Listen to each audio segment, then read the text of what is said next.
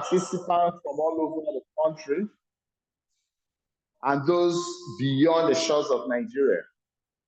So I'm pleased to welcome the president of ACEN in the person of Engineer Kam Salem A. Buka, fellow of the Nigerian Society of Engineers. Please, a resounding applause for a welcome. My fellow, you are welcome. Please, I will take it again. Engineer Kam Salem A. Buka is a fellow of the institution and the Society of Nigeria. Also, I want to welcome Engineer Innocent Dike. He is the ACEN Zone 5 coordinator. Sir, you are most welcome. You are welcome to Aloe.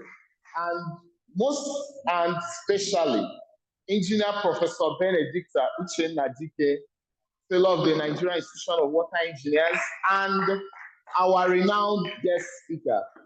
She's a woman of substance, an accomplished engineer. Today, I'm aware we all know that the components and members of this association, they are engineers with depth, engineers that are properly trained, who have practiced for years with enormous experience and practice. Those who have done several engineering infrastructural design across the length and breadth of Nigeria. And this very gathering is specially coordinated by Engineer Dr. Nat Wakuda. He's a very accomplished engineer, a senior citizen. He's retired and not tired. He's a consultant to multinationals, international and local organizations. Engineer Dr. Nat Wakuda, sir, you are welcome. Please, an applause. So at this point, I will hand over the microphone to the LOC chairman. Yes, so that he will welcome those that assigned him to carry out this job. Good evening, ladies and gentlemen. I think you're very who has and we are very precious time. So we'll go straight into the program. I know that we will have time to get everybody here introduced. But let's go to the opening remarks by the president. He has been introduced. I will get to him. Ladies and gentlemen.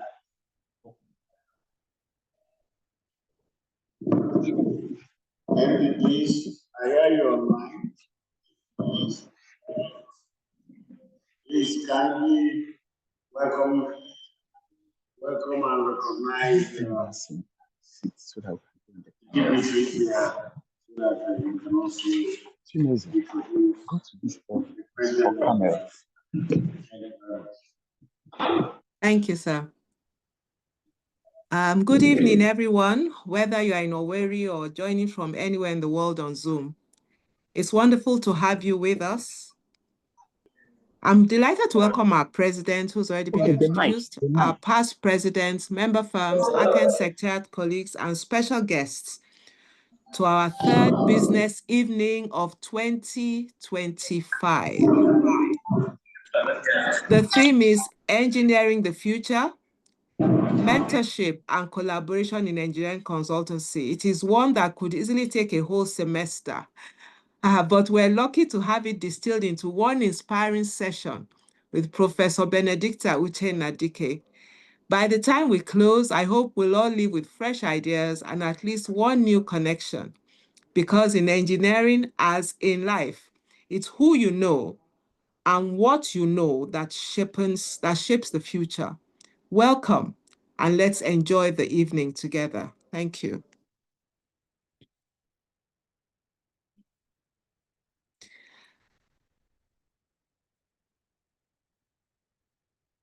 A lot of challenges in Nigeria today. Thank you very much. And that was a very straightforward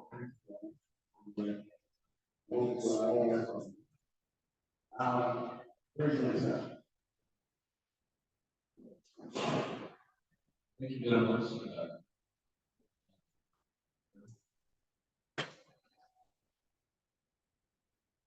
I must recognize the presence of people here.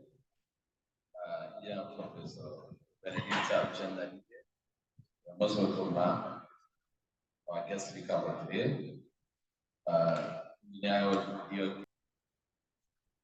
Our amiable coordinator for 5. You must welcome. The person who brought us all here together, and the person of working around the clock for the past weeks, trying to see that this event becomes successful. Speaking of nobody is that engineer Dr. Uchenna Dike. Distinguished ladies and gentlemen, distinguished guests, fellow members of our association, I also wish to recognize about 60% participants that are online. Please, you are all most welcome. I know that we have some very senior colleagues and leaders of our profession. I may not be able to recognize one by one, but I recognize you all, those online. Members of the Association of Consulting in Nigeria, it's my distinct honor and privilege to welcome you to our 10th business evening of 2025. The business evening, ACEN Business Evening, is an event, a mix of relaxed atmosphere where members come together to exchange ideas and discuss practical ways to conclude them. It is normally hosted by one of the 7 zones of the association across Nigeria, while folks in other zones, as you can see, joined online. Why I say 7 zones? Because with Southwest, because larger of our members are there, we have the separate for Lagos and then that's what makes it 7, 1 plus to the normal zone and regional zones. Normally it's 2-hour event, then we do it quarterly, and so far it has been very successful, and we are getting to learn a lot from. So I'm deeply grateful. Welcome you all. This platform and gather to reflect, learn, and chart a stronger pattern and consistency in our nation. This evening gathering bears a theme that is especially timely and transformative. Collaboration in engineering consultancy. It is a theme that speaks, that is theme, as we said, engineering the future, mentorship, collaboration in engineering consultancy. It's a theme that speaks to the very heart of what ACEN stands for. Pursuit of excellence through knowledge transfer, professional growth, and strategic partnership that unlock sustainable value for our clients, our communities, and our country. First, I would like to extend a warm welcome to our honored guests from government, industry, academia, and technical community. To our veteran practitioners who have weathered the storms of economic cycles, regulatory changes, and technological upheavals, we are experiencing a living library that our younger engineers can gamble. To our rising stars and mentees, your energy, curiosity, and drive are the future of engineering consultancy in Nigeria. Our sponsors, partners, and colleagues in the wider business ecosystem, their confidence in ACEN reinforce our belief that collaboration is not merely desirable, but essential. Mentorship is at the core of leadership in any profession, and engineering consultancy is no exception. A mentor is not merely a teacher of codes and standards. A mentor is a gateway to professional maturity, ethical judgment, and strategic thinking. It's through mentorship that we transmit tacit knowledge, enhance the client's relationship, risk assessment, prioritization of safety and quality, and the art of balancing compliance with innovation. Our field thrives when experienced practitioners sit with the younger generation to eliminate fact-finding questions. How do we translate a client vision into a technically sound and financially viable solution? How do we navigate the regulatory landscape while maintaining the highest standard of the question? How do we cultivate teams that not only deliver projects on time and within budget, but also mentor others along the way? ACEN is committed to building a robust mentorship culture that is practical, scalable, and measurable. We are accelerating structured mentorship program, pairing seasoned consultants with early career engineers and creating formal channels for knowledge exchange. This is not merely about transferring skill set. It's about cultivating professional identity, ethical responsibility, and the confidence to elevate responsibility. This evening, I challenge all of us, mentors and mentees alike, to renew our commitment, invest time and share experiences, and provide honest feedback and celebrate progress, no matter how we remember. On the second arm, collaboration stands alongside mentorship as the other pillar of our gift.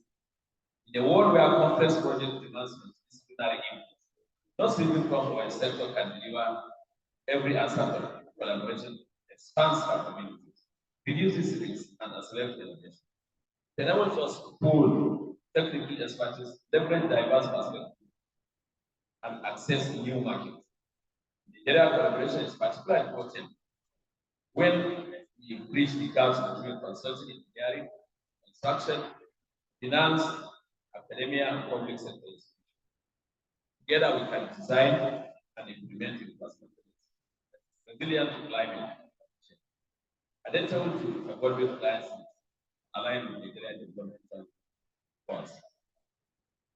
There are practical ways we can strengthen collaboration between ACEN and EU. Establish joint practice group that tackles across cross-disciplinary challenges, such as sustainable urban drainage, smart infrastructure, and life science. Great industry academic partnership that translates research into solutions.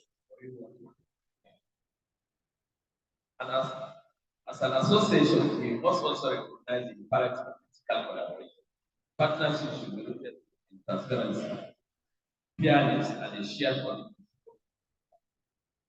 We should actively seek opportunities in public institutions to build profit, not just in outcome of projects, but in the process that deliver them. Quality assurance, risk management, over the years, ACEN has grown because of collective energy and resilience of its members. Our strength lies in our capacity to learn from each other, to be honest about challenges, support one another in our community. This evening program, comprising a presentation, insight, panel discussion, and networking, embodies the spirit. Embodies that spirit. I want you to engage openly, to ask thoughtful questions, explore possible collaboration that you can do, or deepen it in more cycle. In spirit of mentorship, I would like to offer a few guiding thoughts for both mentors and our audience. Mentors share not only the what of their practice, but also the why. Explain the decision-making process behind critical trainings. Trade-offs considered and the lesson learned from post-project that did not go as planned. For mentees, approach your mentors with curiosity and humility.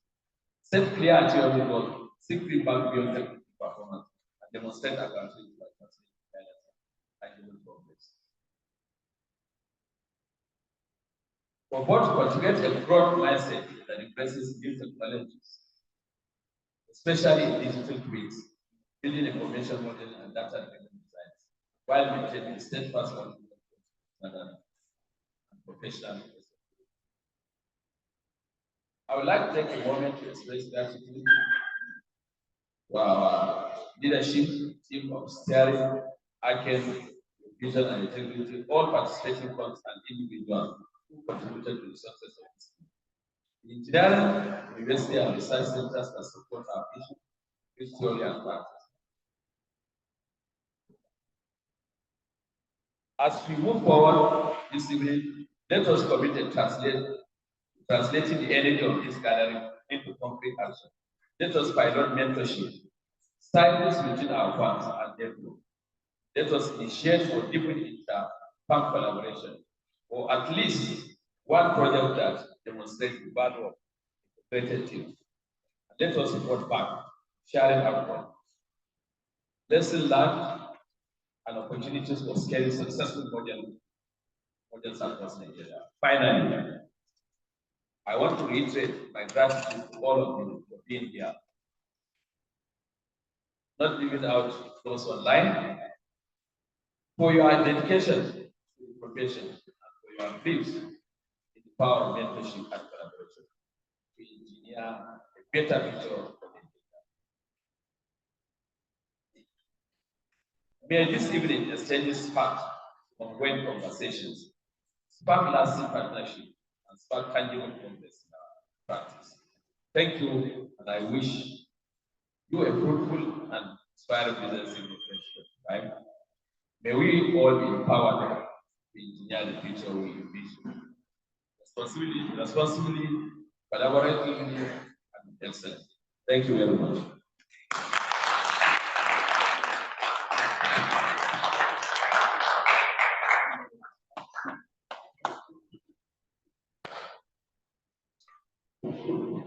Thank you, Mr. President.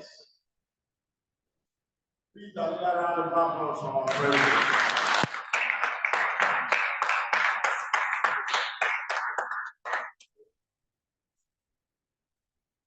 I do believe that you did justice.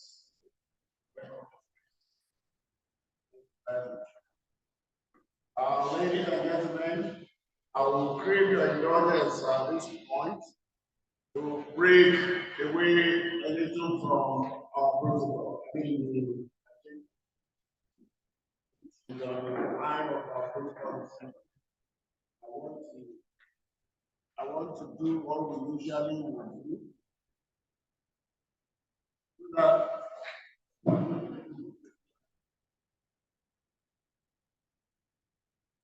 Hello? Can you hear me? Yeah, I said I crave your indulgence to break away a little from the protocol, which is the agenda laid before us. Usually, at this part of the country, when you come for a gathering, there are two things we do. We pray before we start, and we usher to our Lord. But unfortunately, because we were running behind time, we didn't do enough too. So right now, I would want us to use the cooler notes to do our prayer. And that cooler note in our own part here is very significant because it tells the guest that he is welcome. Ladies and gentlemen, you all welcome. Now for the cooler notes. I see where it is. Okay, they move ahead. I'm sure the acting people wanted to do.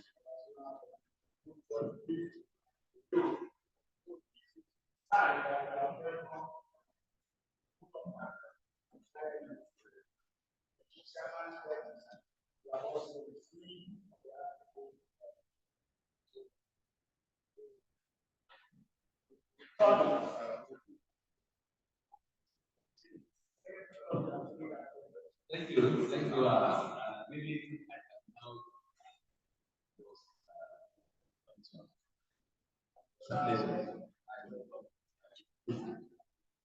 So, which of the senior engineers can do that? Next,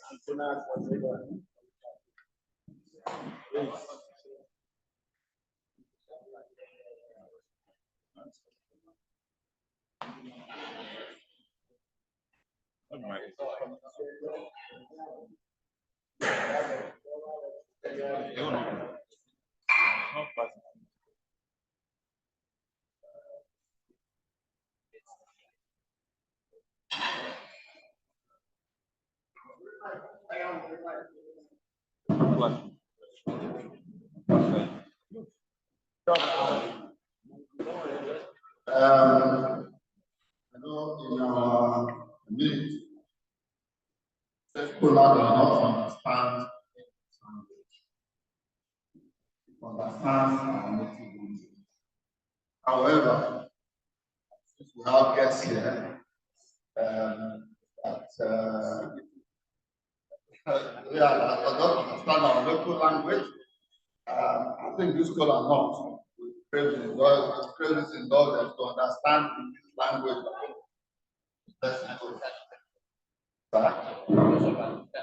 Okay. Father, we thank you for this kola nut. We have produced it and made it available to us. We thank you for this evening, for granting joining messages to all the participants for this business meeting this evening. Give God praise and ask God to bless this program. That even as we eat, we nourish our body, to engender peace and harmony amongst all of us, engineers in the country. Thank you for that. Amen.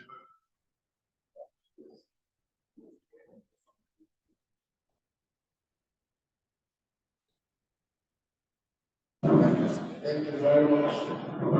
Please, everybody can now partake in collaborate and consider yourself very well. Now, without wasting much time, let me go back to our program. Number 3 item, and that is the guest speaker. Our speaker is Professor Benedicta Uchenna. He is a teacher of engineering at the Federal University of and a professor of civil engineering.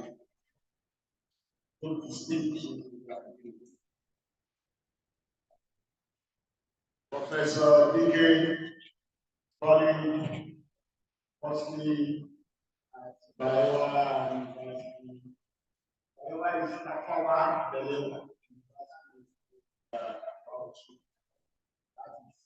That is very close to our president. That's actually quite good. Came down back to Tito.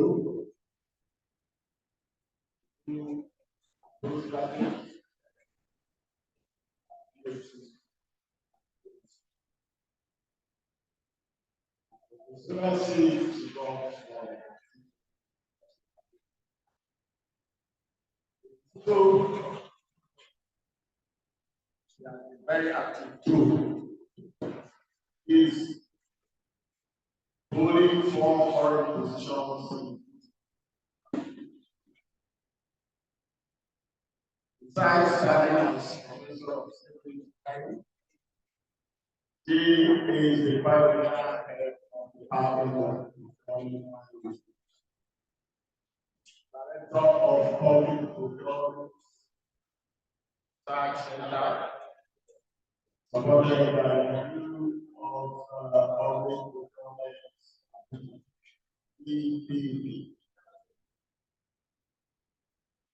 He is also the Deputy Director of the World Bank Procurement Department. Those positions. And she is also the Center of Excellence in environmental sciences, which is together with social sciences. We recognize her because wonderful. In 7 previous roles, we have been the managing director of Fiscal Consult Limited, managing director of the press limited, because just said she's the head of department.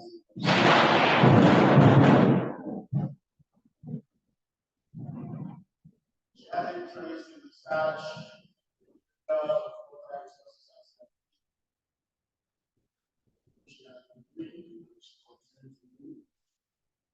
mentoring, tutoring, and she has also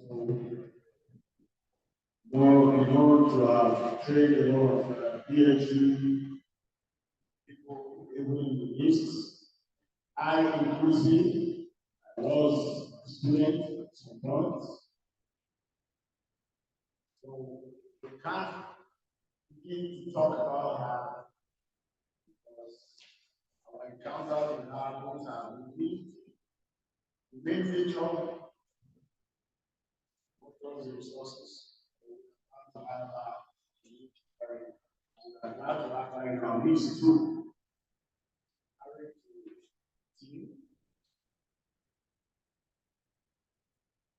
And have children.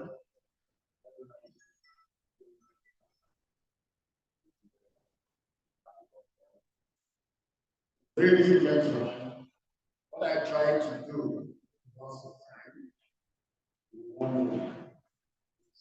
can present to you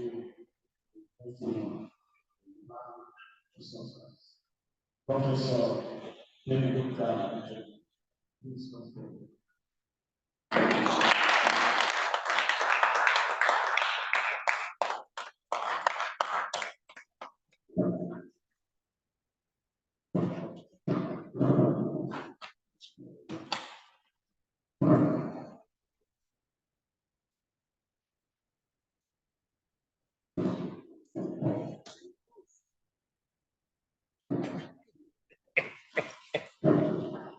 Thank you very much.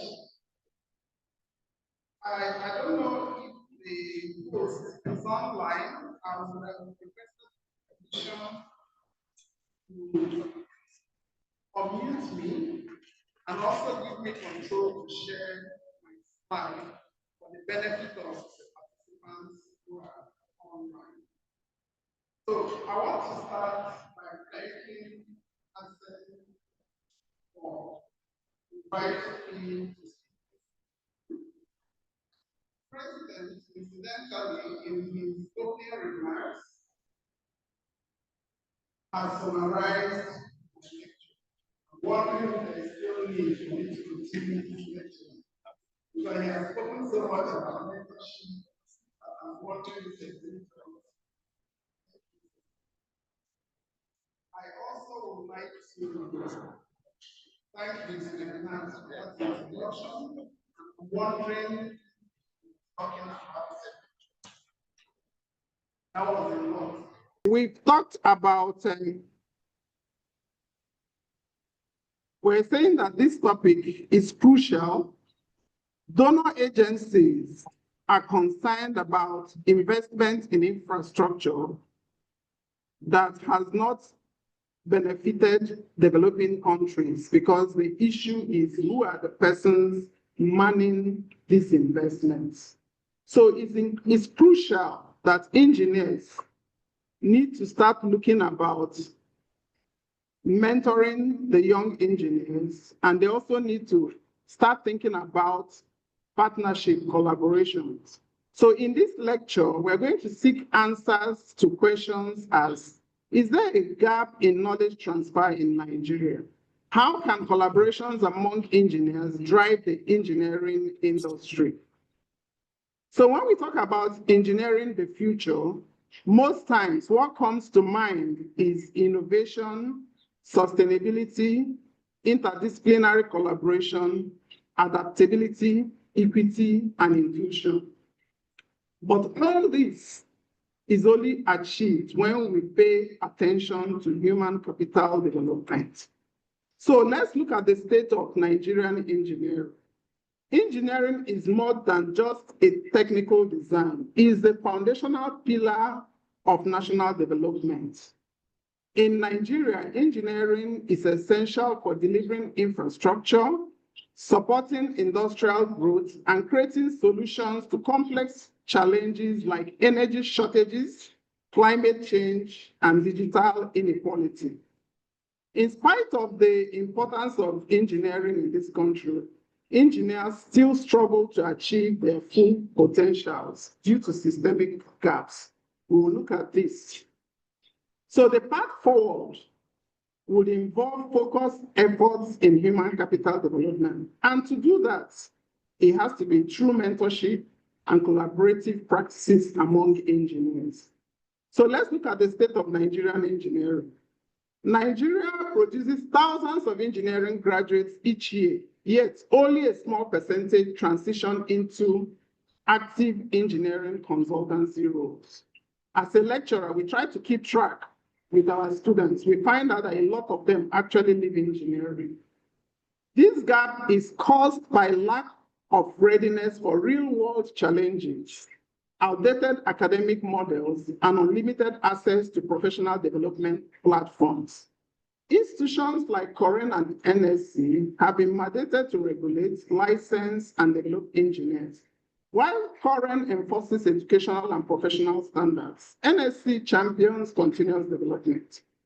Both of these agencies face challenges such as weak enforcement, low policy engagement, and limited capacity to accommodate emerging technologies and specialized fields.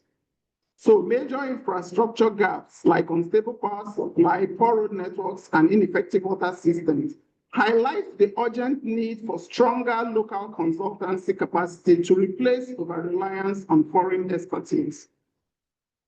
Engineering is central to Nigerians' pursuit for economic stability, technological advancement, and sustainable development.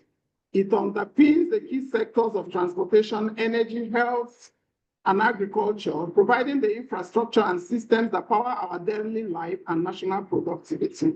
Through innovation and applied science, engineers contribute directly to societal transformation, bridging gaps in access to clean water, affordable housing, digital connectivity, and environmental resilience. Let's look at the potentials. Nigeria's National Development Plan 2021 to 2025 projects an investment of 348.1 trillion naira, with infrastructure being a critical component. This presents very huge opportunity for the engineering sector. Nigerian universities produce thousands of engineering graduates annually, a vibrant pool of talents eager to build a nation. From the Lekki Deep Sea Port to flourishing tech hubs in Lagos and Abuja, Nigerian engineers are at the forefront of transformation projects.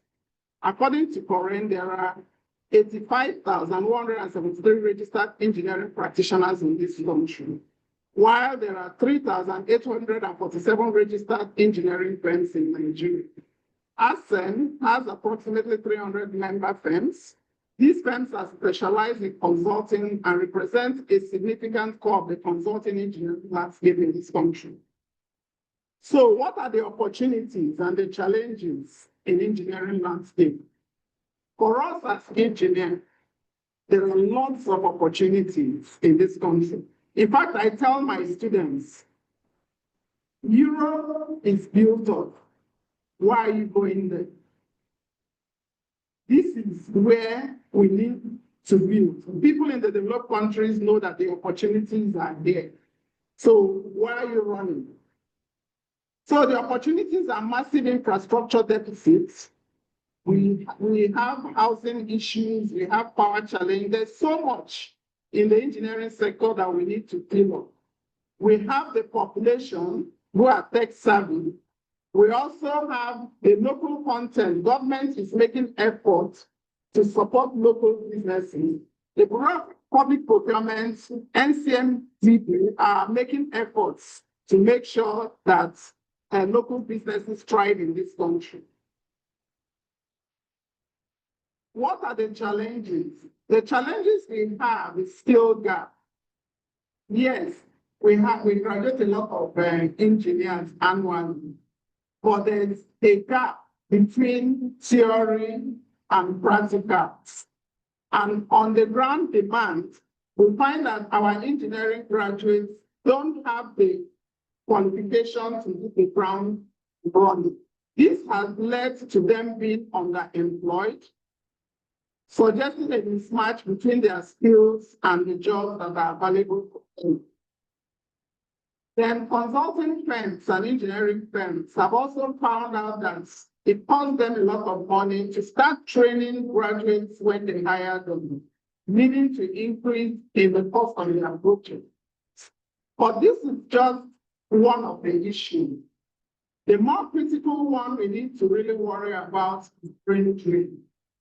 A continuous migration of our brightest and our skilled engineers to Europe, America, and Middle East is a source of worry. We also have many indigenous firms that lack capital. They also don't have the equipment to compete and deliver mega projects. Then there are also ethical concerns in the way we do things.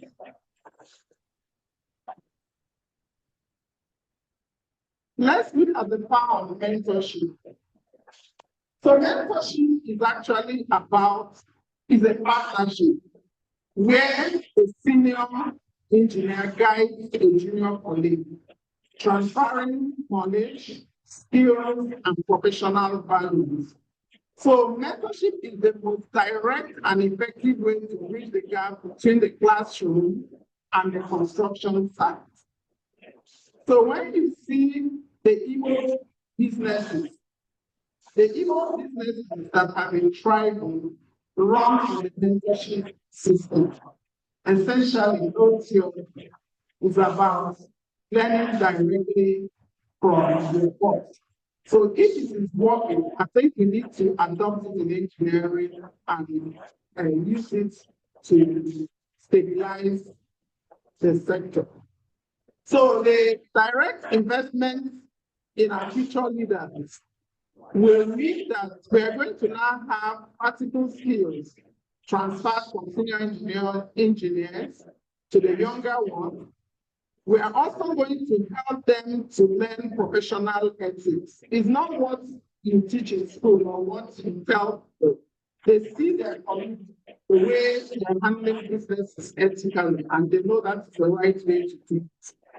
Then career guidance and retention. So with mentorship, we are able to tell them there are more opportunities in this area of engineering than in this area of engineering, or more business opportunities in construction than consultancy or in consultancy. So there are things they learn, and that also helps them not to run away from engineering to take banking jobs. So we also have retention of our engineers in the engineering and field. Mentorship plays a crucial role in shaping the careers of engineers, especially consultants where practical experience, judgment, and leadership are required. It facilitates the transfer of knowledge. It helps young engineers navigate ethical and technical challenges. But in Nigeria, mentorship can be formal or informal. Current and NSP are already doing things in that regard, but in the informal sector, it's essentially senior engineers offering guidance to the young guys.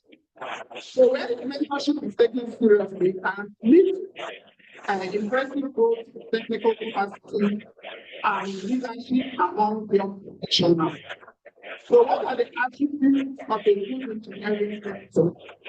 It's important to talk about this because we have professionals as members of ACEN. When we talk about mentorship, what do you think we want to do when we hand over the young students? You have to be fully communication. So clearly give your message, let them understand what you want them to do. You also have to learn to listen. Have the patience. You have to have empathy and patience. And you also have to be willing to share knowledge. Because we have instances where young engineers, they go, I've been following this guy for 6 months. he's not showing me anything. I just show every morning, drive around town, go back. I've done this for 3 months. I don't think I want to experience. So if a report comes like that, it means that the person assigned to him to mentor him is not doing a good job. Ability to provide constructive feedback. You know that this person has learned a lot of theory without a lot of practical. When he's working with you, have that at the back of your mind that essentially everything practical about his job and the work teaching him. So you have to, communicate some information to him in a way that it doesn't make him to repeat coming after you have made your feedback. Then being a positive role model.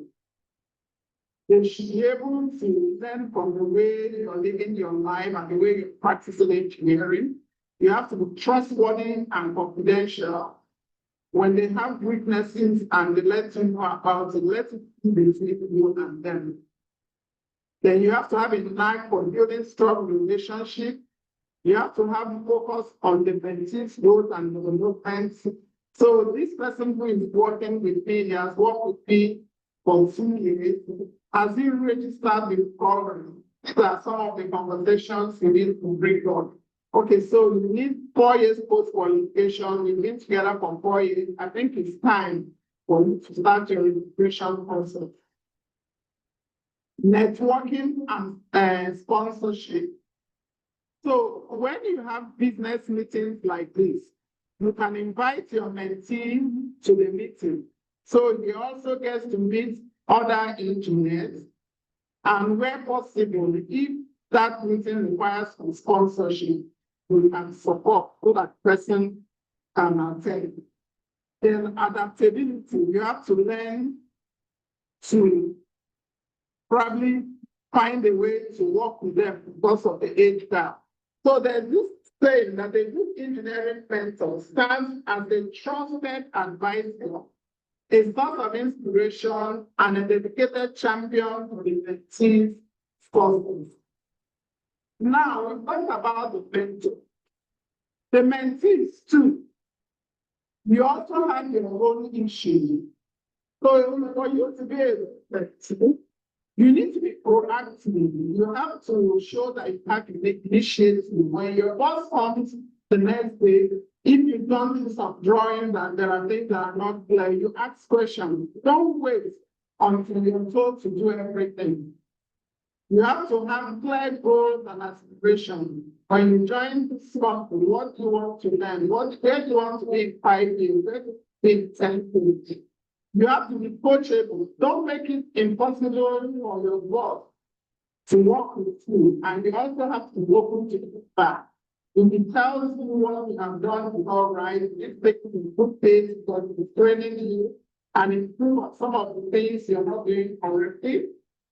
You have to be prepared and you have to show respect to your mentor's time. So your mentor tells you we're going to at the site 7 a.m. He was there by step and they were supporting in by 9 a.m. So that's not the same thing. You also have to learn to listen and also, engage with your boss. You have to be action-oriented. You have to be curious and show that you have growth of learning. You have to be honest. Show gratitude when your boss goes out of its way to do things that are not within what's supposed to do for you. Then also bear in mind that the idea of you being mentored so that you can mentor other people. So you're willing to pay for whatever you have learned to your mentor. So we say that a successful mentee is active participants in their own growth. So we can't make you a professor or make you a consultant without your participation. Not possible. Need a total participation. Now, mentorship, like we said, is formal and informal. It's important to build a framework around mentorship. Since they have identified that human capacity in engineering is crucial for the future of engineering. So to strengthen engineering development, we need to institutionalize mentorship through clear framework. Current already requires a supervised pre-registration training video, but this should be enhanced with practical benchmarks, routine evaluations, and digital tracking. NSC supports mentorship through branch-led initiatives and NYS-based efforts. These efforts should be expanded nationwide and embedded with consultancy firms onboarding systems. So the firms should have a program for people who are joining them and train them, hand them over to who they will be working with while they're in that firm, they are their immediate boss. So senior engineers must also be sensitized to take up mentorship as a professional responsibility, ensuring they pass on not just skills, but values and ethical foundation. So what are the consequences of poor mentorship? When you find somebody who is not mentored, his career progression is affected. He doesn't seem to have direction. So let me give you an example for people in the academia. You can be in the academia, you have your first degree in a different subject. You take your master's in a different subject. You take your PhD in a different subject. Now, when we're going to make you a professor of which subject? What will you be professing? The same way, in the built environment for consultants and for those who are in construction, it has to be clear what the person is doing. If you're not properly mentored or do academics for you, say that lecturers are not well, join the construction industry another 4 years, say that there's no money in construction, join consultancy another 4 years. So 12 years down the line, you're neither in the academia, you're neither in the pipeline of being a professional consultant, or are you moving in the construction industry? So what it means is also that your career progression is affected. Then you start to run into the problem of students and your morale is low.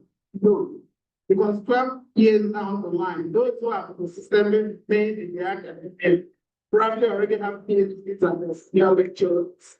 Those who are in construction are already getting more businesses. So because you're not neither here nor there, you have confidence issues, and this can lead to burnout. So this is consequences at individual level. So what also happens in organizations and industries that don't run good mentorship system? The knowledge you have is not properly transferred. So you don't have people who also know what you know. As you're getting older, you're not able to do it, but yet nobody can do what you do. So there's lots of institutional knowledge, there's reduced information and productivity, then hiring and retention challenges, because this organization, people keep leaving because people are there and they're not sure why they're there, they're not sure they're learning anything. So we will have a lot of people coming and going. So we talked a lot about mentorship, and we said the way to drive it very sure is mentorship and collaboration. So let's look at collaboration in engineering. Collaboration allows Nigerian engineering consultants and firms to achieve what is impossible for them to do as individual firms. It is about building collective strength to win bigger. So what happens with collaboration in engineering is that you're able to tackle complex and large-scale projects. When you form joint ventures, local firms can combine their financial strength, their technical strength, and their human resources to build and execute large-scale projects that would have been difficult for them as individual firms. And now they can compete with international organizations when they form joint ventures. So this gives the capital, the expertise, and the experience within the country. Another benefit of collaboration in engineering is that it drives innovation and specialization. Collaboration fosters a dynamic environment where ideas are exchanged and new technologies are adopted faster. So a firm specializing in geotechnical engineering can collaborate with a structural design firm to deliver a more resilient and cost-effective solution. Then also, you have best practices when we come together, because we can establish unified standards and quality control, safety protocols, and project delivery. This collective action elevates the entire industry's reputation and performance. What are the benefits of collaboration? It is to enhance innovation and problem solving, accelerated time to the market, improve product quality and performance, reduce cost and reward. Because what you're doing when you collaborate is you're allowing each expert to do what they do best, while you're also focusing on what your own agency does best. So long run, you're giving the best. There's increased efficiency and productivity, and there's also knowledge sharing and professional growth. So what also happens when you collaborate is that for mentees who happen to work in that joint project, they learn a lot more. So collaboration even helps with the mentorship program. So for you to collaborate, there are key things you need to learn as companies. You have to be clear and consistent in your communication, because for different companies, they have their communication style. So but when you're collaborating, you have to now use terms that are clear and unambiguous. You now have to share your goals and your vision jointly. You refine your roles and responsibilities, because as individual firms, you have your engineer, you have different positions. But when you come together, now need to say, for this project, who is responsible for what? So you have to define the roles and the responsibility. You have to work with mutual trust and respect. And this early and continuous involvement, you have to engage all the stakeholders from the beginning of the project, so that there's clear identification of potential issues leading to more robust and well-prepared solutions. Then for collaboration engineering, so you have agile and iterative processes. So the methodologies are like real time, and make adaptations. So, so much, when we talk about collaboration, it's not simple and straightforward. There can be challenges. So it's important that we know the possible challenges that can arise if we want to collaborate. When we know that, it will help us. So one of the challenges, like I mentioned earlier, is that you can have communication barriers. While in your technical language, what you said means, or your partner interprets it to mean something different. You can have conflicting priorities and goals. You can also be worried about data security. Then you also have people resistant to change. So people in your agency say, this is the way we do this thing. While your partner will say, oh, we do it this way and it's working for us. So you may have a situation where some members are resisting the change. Another challenge is the lack of clear leadership and accountability. That's why I said the roles have to be clearly defined when you have your joint venture agreements. So there are modern tools that help to facilitate collaboration. We have the product lifecycle management systems. We have the computer-aided design, where all the partners are seeing the design in real time, making comments, and somebody's giving the feedback, and the other person at the other end is seeing it real time. We also have project management tools and communication platforms like Jira, Asana, Trello, Slack, Microsoft Teams. They facilitate task management. Then we have version control systems. This is for people who are mostly in software and hardware development. Then you have cloud computing. Most of your data stored in the cloud and can be accessed from any location by any of the partners. So institutional collaboration, the ecosystem of engineering collaboration relies heavily on institutional alignment. Current regulates training and licensing. NSC drives advocacy and professional development, while universities are responsible for the formative years of the engineers. To ensure synergy, these agencies, the academy, NSC current, must harmonize their policies and engage in joint programming such as research partnerships, curriculum updates.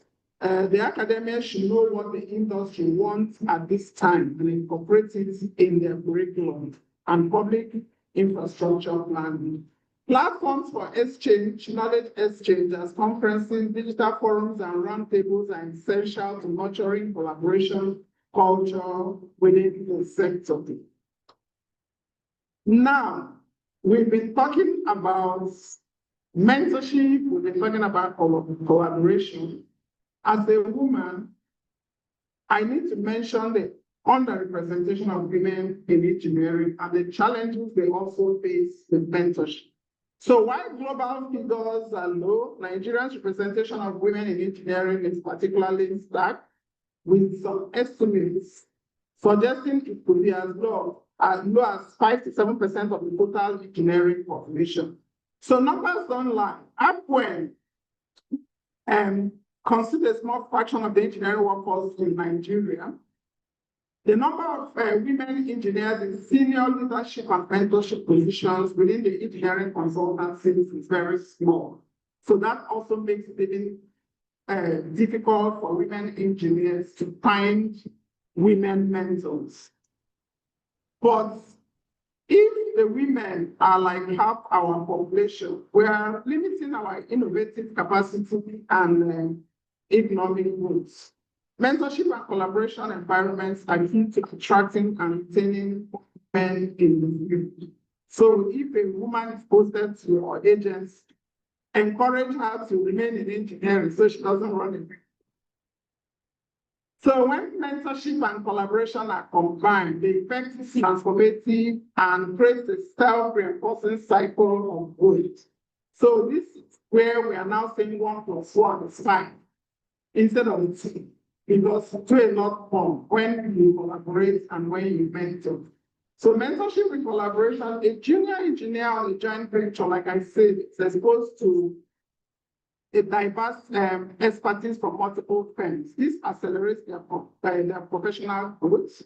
A collaborative industry naturally fosters mentorship. So as a firm's partner, senior engineers from different specializations can mentor a wider and more diverse pool of young talents. So when you have a joint venture project, for example, for each firm, you have 30 employees and there are 5 firms that are coming together. So we're looking at 110 employees. And if 100 of them are young engineers on this project, it's creating an opportunity for them to learn from seniors who are not even working in their company. So collaboration leads to bigger, more complex projects. These projects create more opportunities for hands-on. Well-mentored engineers become highly competent professionals who can collaborate even more effectively. This cycle elevates the engineering industry, builds domestic capacity, and fuels innovation. So why are engineers not collaborating? One is time constraints. The other is lack of formal structure. One is the brain training effect. The people who do collaboration, rather than trying, are already taking the country, they're running away.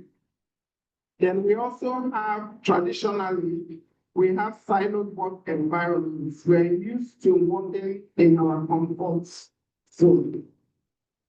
The strategic roadmap to the future requires strategic actions And these actions must target youth engagement, innovation financing, digitalization, and sustainable design thinking.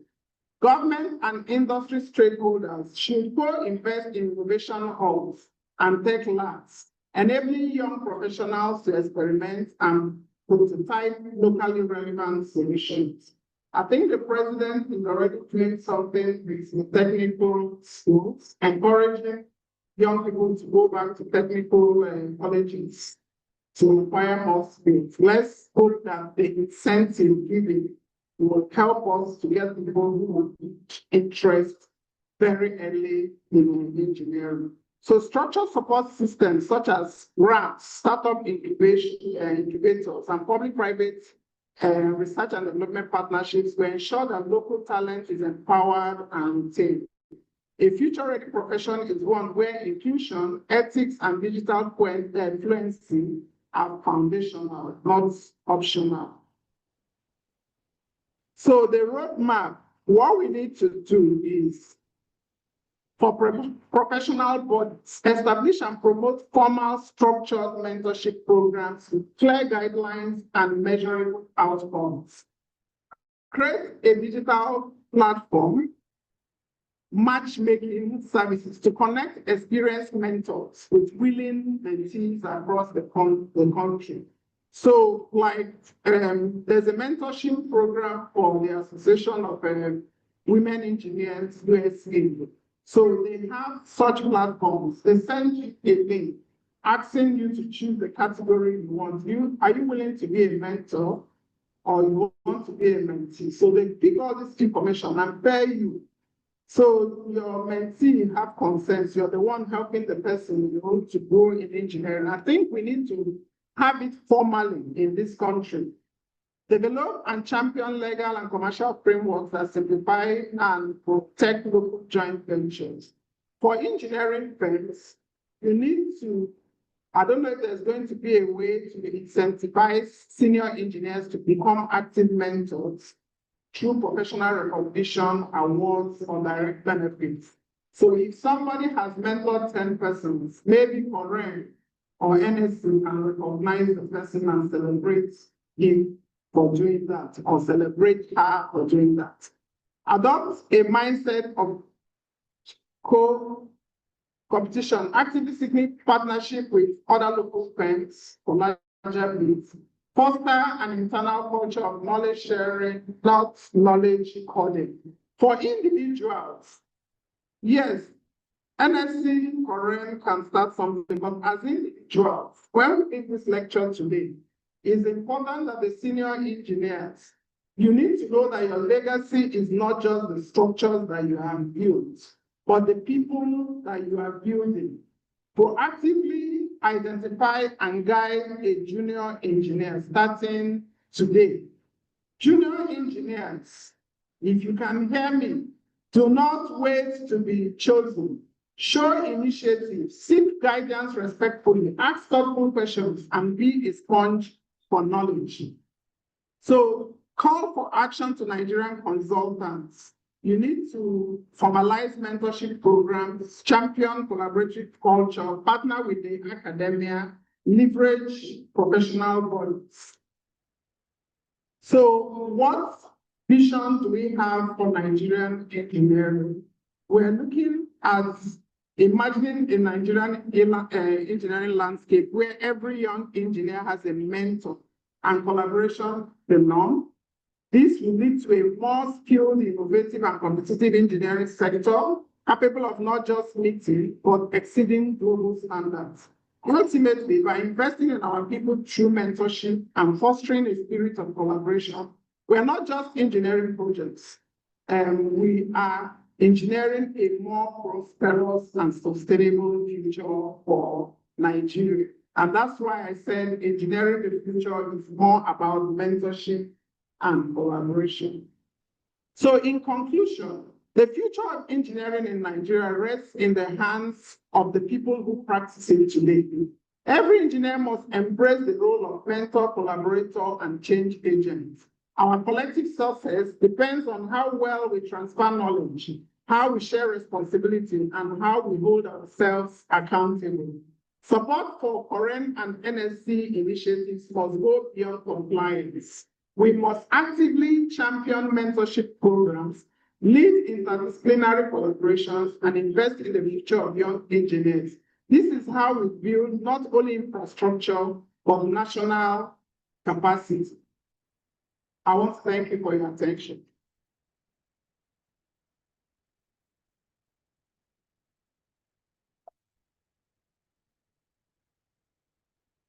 So I think the next thing is to go into the interactive session. And I want to do it differently. I don't want you to ask me questions.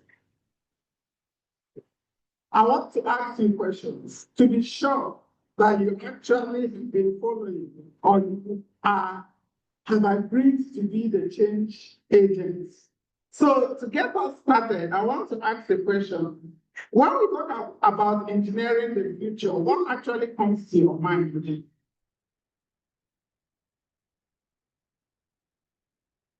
What comes to your mind? Go ahead, we'll just help you.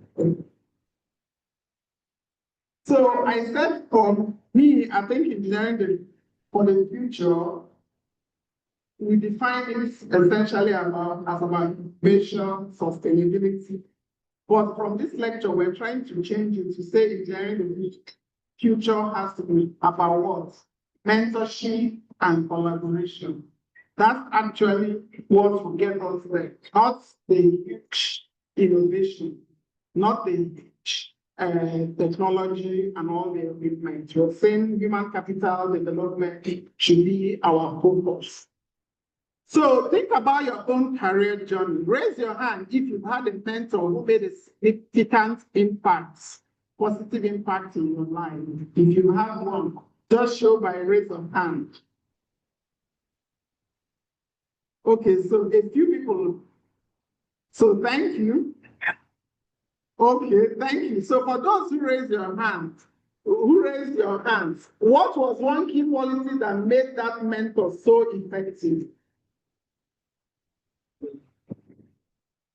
So what made it effective?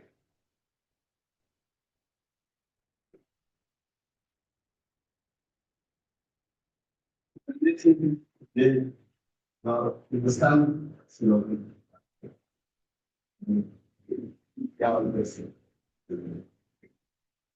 Thank you very much. So on a scale of 1 to 5, how important do you believe collaboration is in modern engineering consultancy? I see that you are not.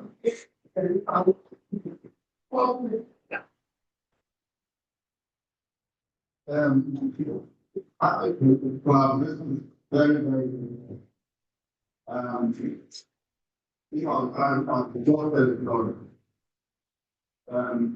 I work on my career,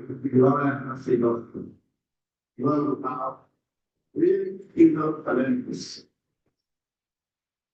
I noticed that in collaboration, they go back to the constitution. In central sense to develop solutions to problem. And they come up with our control and apply the content of process during application.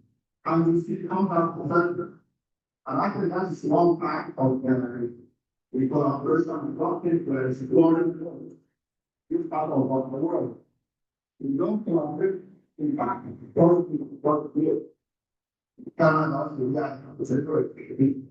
most of the challenges the children back to central development, and we come up with fixes. And I think if we can invite back to the thought and look at our environment, a part of what we're going to be among team members. Among the staff of what we have also draw. So he's saying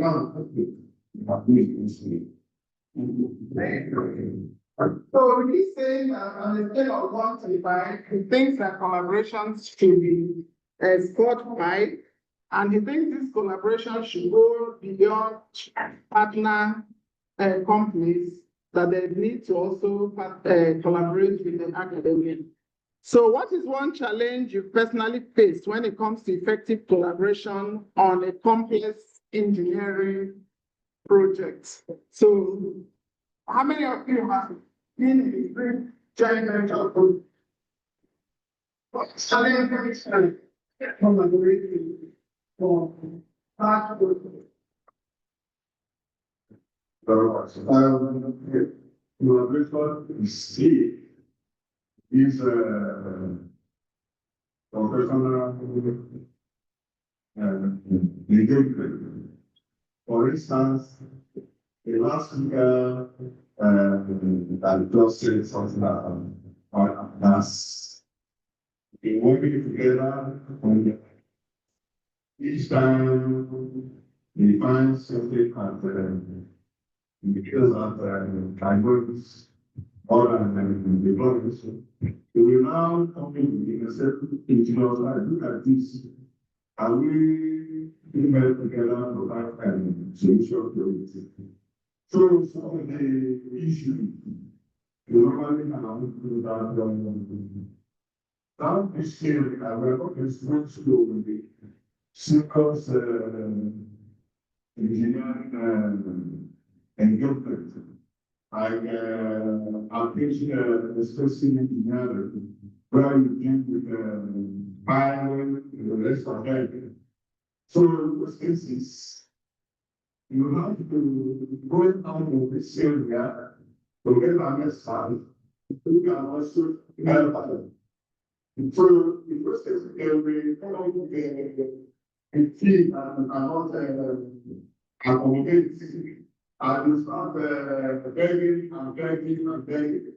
So as I said, the one thing I think we have over this list, because the joints are not abandoned.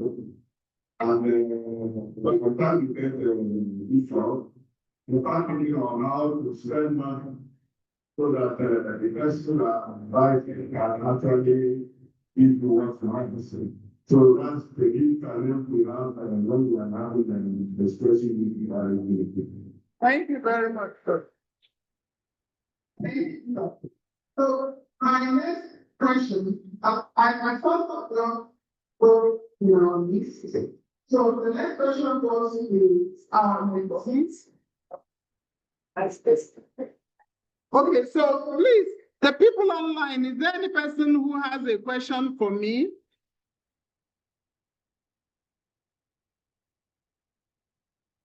Do you have any questions for the participants online? We're doing the interactive session now.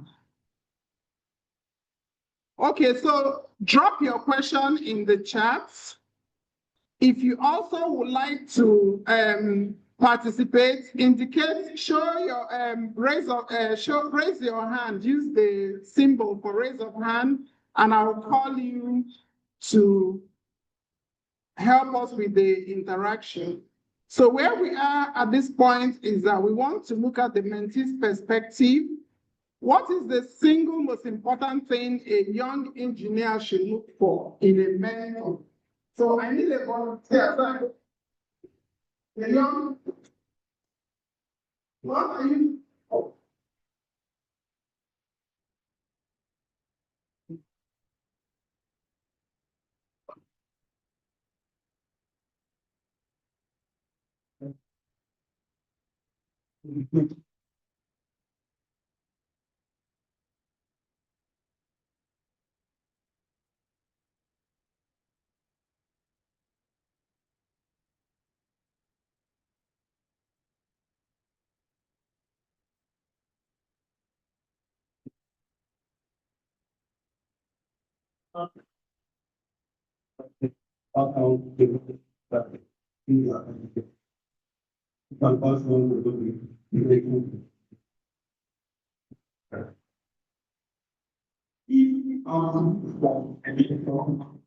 Someone taking people down the volume to their speaking because one person can pass down the knowledge I think that's a good thing.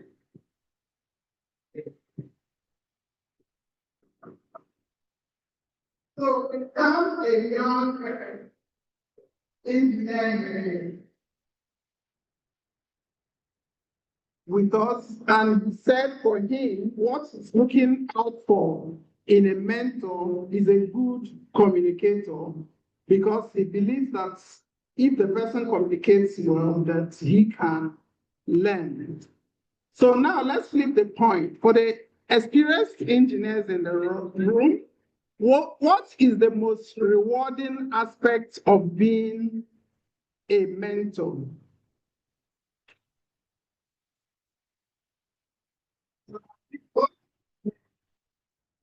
What is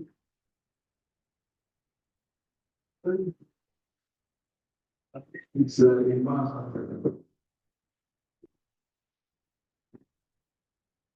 the Almighty, Almighty engineer.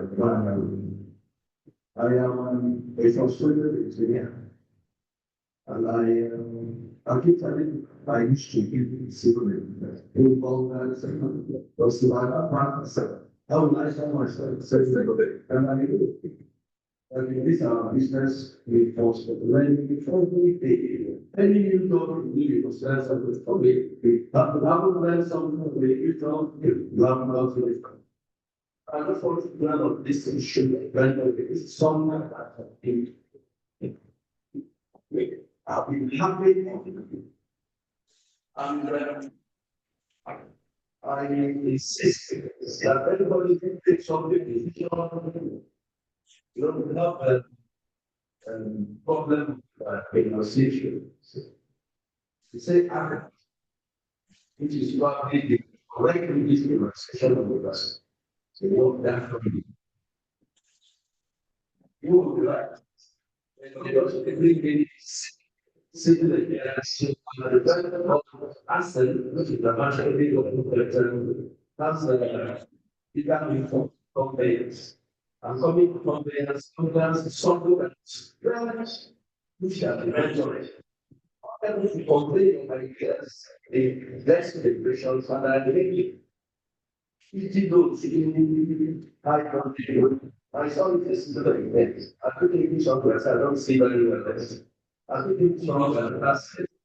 Hey, very is that very only the that is all that can I give it to partner. That is yes, so it's everything.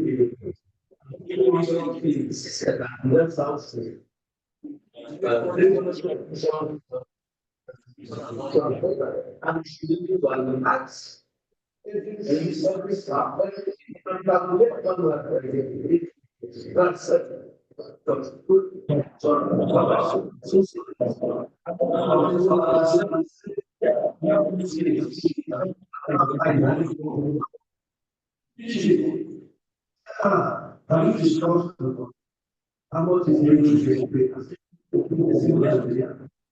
this is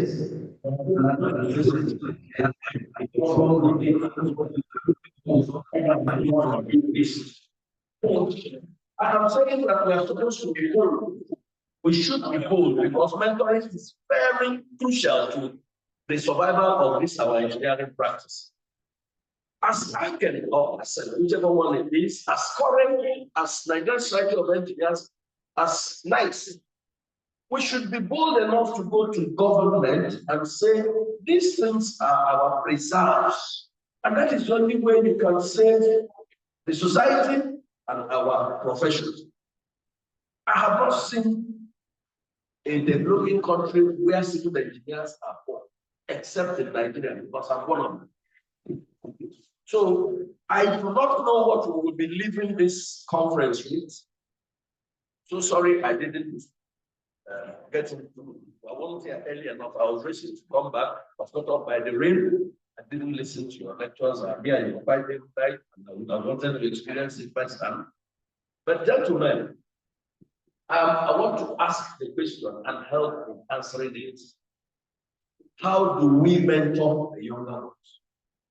How do we pass on our knowledge?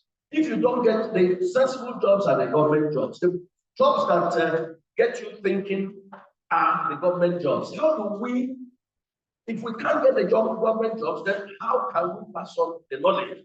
So what do we do? What do? We have to elect people who are bold into the societies, into the association, into the regulatory bodies. I went for current assembly sometime. I was in charge of roads in Imo State. I was the chief consultant to government, in quotes, because I didn't get any commensurate regulation for it. But I went to Abuja and reported myself to current assembly. I said, we are doing something very wrong in Imo State. He said, hey, right, now, right. I said, no, I'll be reporting myself because I'm in charge. And I said, then correct it. I said, I don't have the authority to correct it. So after some arguments and explanations, they now took up my matter, and the overhead bridges that have been built were investigated. I don't want to say here the result of the investigation. One of my classmates, was part of the investigation team. And I hear it was condemned. But today they are building it, they are doing all sorts of amount of inside. Incidentally, somebody I did this service with 1979, pardon me, but I'm still talking strong. You can see I'm quite old. Was the person who was designing it from the side factory, project side factory, and decided to create roundabout under a flyover, increasing the spans and all that. So he removed the sand from it, and I don't know who they got to design it. I don't know what the specific thing of that place is, but we have civil engineers. If I graduated about 47 years ago, what about those who went before me? Because I'm not old, you can see I'm still strong and agile. What about those before me? What are the people coming behind us doing? What are they going to do? How will they develop Nigeria? Or are we going to rely on other people? I was listening to the minister, who is a civil engineer. He's talking about we have competent contractors who will investigate Qatar Bridge and whatever, and the other bridge, and then do the design, do the cost. And in this country where we have people who are 20 years older than me, please, I don't want to get in sense. I don't want to talk too much again. Thank you very much for giving me the opportunity to bet what I have in me. Thank you. Thank you very much.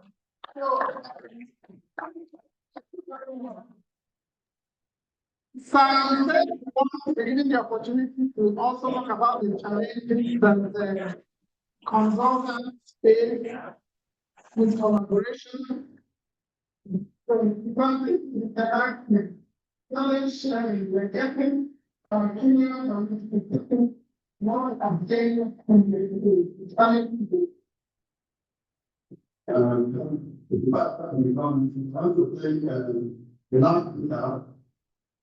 In fact, also what we also government involved. The professor don't get involved, so you involved. How do we make policy, community? The policy. We want to get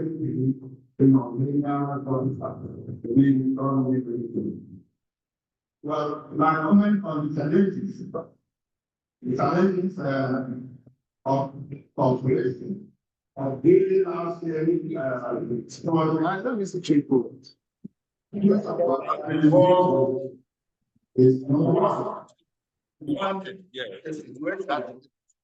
where two partners are using two different systems. For instance, different software in their projects, and to bring the two together becomes problem, especially when you are working virtually. Virtually, what I mean is that the partner will be in Lagos or even somewhere abroad, and you are in Nigeria. And if you don't have the same systems, they will challenge.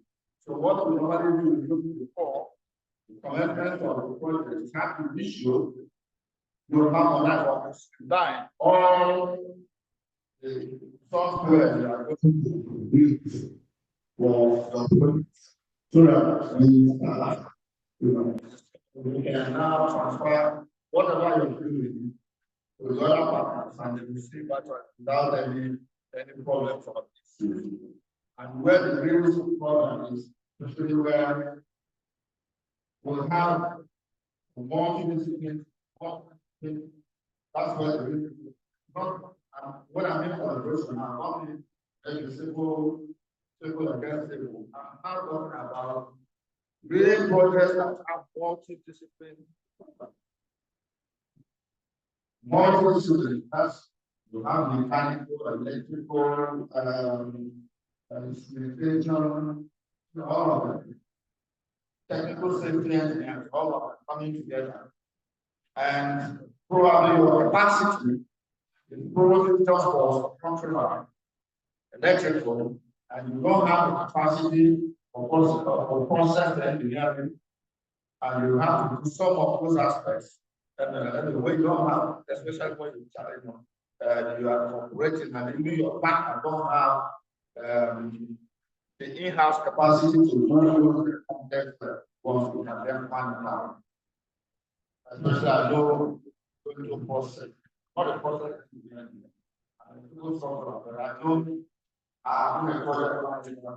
Well, we have to find process to those that have the expertise to complete that before they don't get back and process engineers now continue with the project. So those are some of the challenges we have in corporation. Actually, not easy. What I'm talking about is the software you use. Different your partners using different software. We are using different software. So what I'm saying is that I believe should normally what we normally design the software is going to be probably somebody is using Stack and somebody is using Stack Pro. Doesn't work. So somebody is doesn't work. You have to design what softwares are you going to use to do the project. Thank you. Thank you very much. So, we end this session. So we have one online participant. Let me take the first online.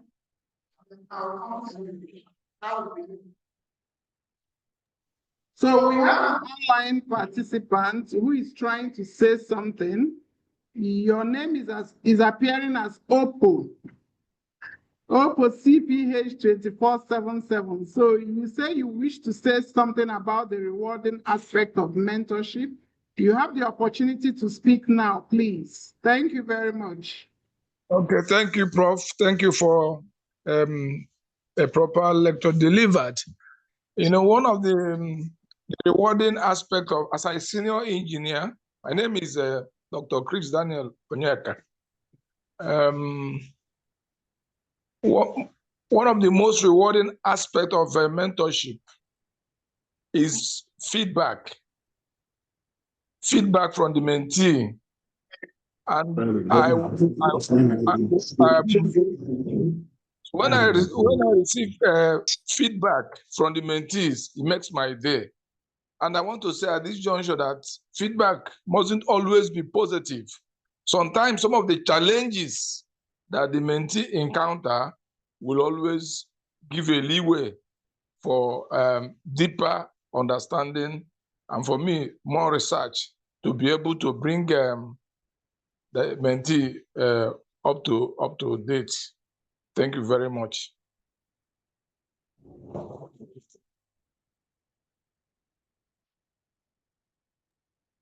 Thank you, sir. Sorry, what's the name again?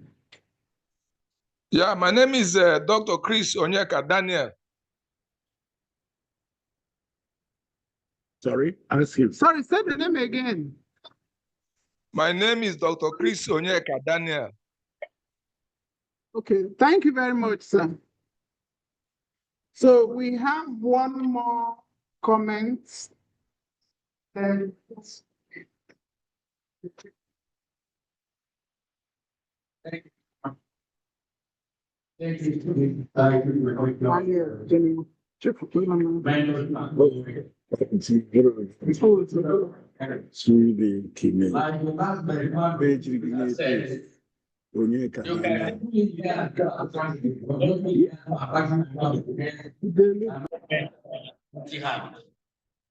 When they are not doing any job, there will be no mentorship. I am sure that most of the states in Nigeria today, consulting engineers are not enough. They are not being used by the message. all the consulting that they are doing. So the opportunity is not there to mentor young graduates. Don't be like the emphasize. It's need for our institutions, for market, and it's important to do something, a determined action, to intervene with government to see that engineers are allowed to participate in the development of infrastructure in this country. Now, collaboration, joint ventures is the way to go, is the way forward. But we cannot have joint ventures if we don't have templates for the information of joint ventures. One of the key issues that the presenter has said is that there must be definition of roles and responsibility. That can be a book itself. The whole thing revolves around roles and responsibility. There must be a lead partner. If there is a lead partner, it coordinates. The issue of having different software do not arise. When you have a collaboration in joint venture, there must be a lead partner. In one joint venture must elect a lead partner who will coordinate on behalf of all the members of the joint venture.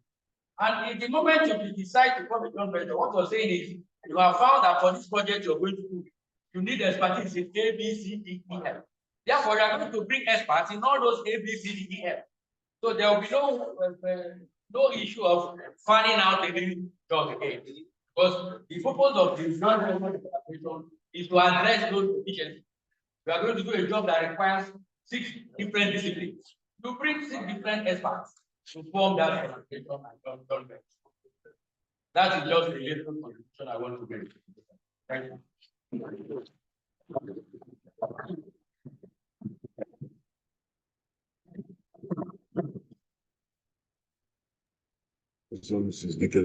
Yeah. So thank you very much. With the last comment, we have come to the end of our lecture. And essentially, the summary of this lecture is the importance of senior engineers handing over to young engineers the technical knowledge, the ethics of the profession, and other things that are related to the business of engineering. And the other emphasis on collaboration is the way to do big business in this country as engineers and compete at international level is by pooling our resources. And in pooling these resources, the role of the partners has been clearly defined. Having said that, I want to thank you all, online participants, our guests who are physically present here, the president, and the organizers. Thank you very much. Thank you. Thank you very much. Guest manager, the Professor Space. We are President said she didn't go. Benedicta Uchenna Dike. President said really good.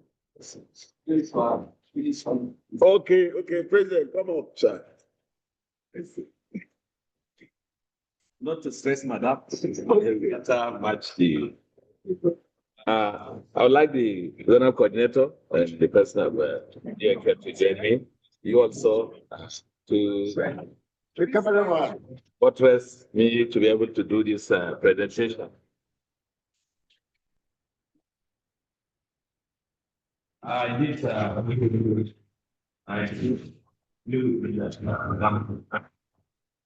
done nothing. I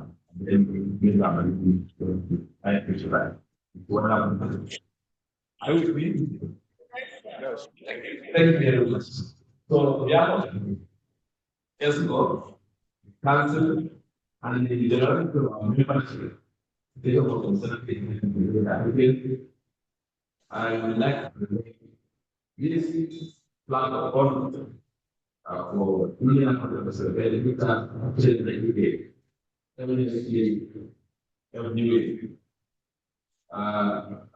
To agree as our guest speaker on this 2023 of our association. Items on 5 here the oil capital secure demonstration. Madam Congratulations.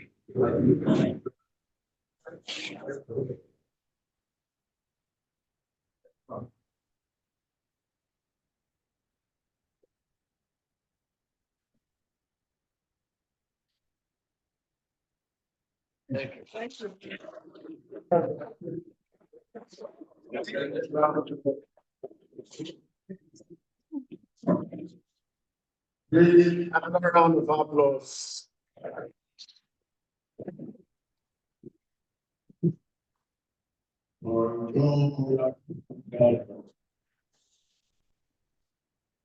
Hey, we have almost exhausted. The point we have now, we've done discussions in some exams. The next, we have a little discussion, the English has to exhaust the lady. Under this one, we also have any other business of the patient. Let us see the floor to Chairman NSC people. Chairman NSC Road Branch, Engineer Consultancy, FMC, and the process proper. You can say words. Very few kind words. Thank you. Thank you, sir. Thank you,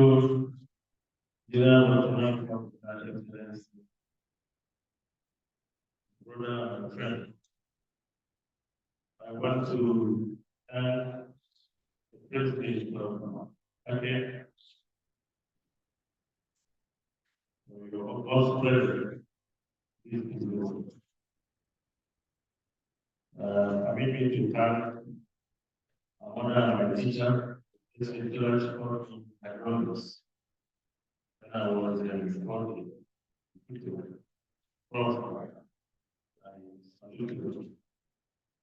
I want to respect the august presence of the pastor, the just after engineers, the way branch, which I now get for sir. I salute you, sir. Let me also respect the pastor and the teacher who taught me to general officer, who's figured as an essay. I respect you, sir. That also respect member of this school. When I see that I am available, you can remember when I see this school environment is there. I want to respect the pastor of the people class, the see of the people class. Maybe well of your wealth is an additional central law.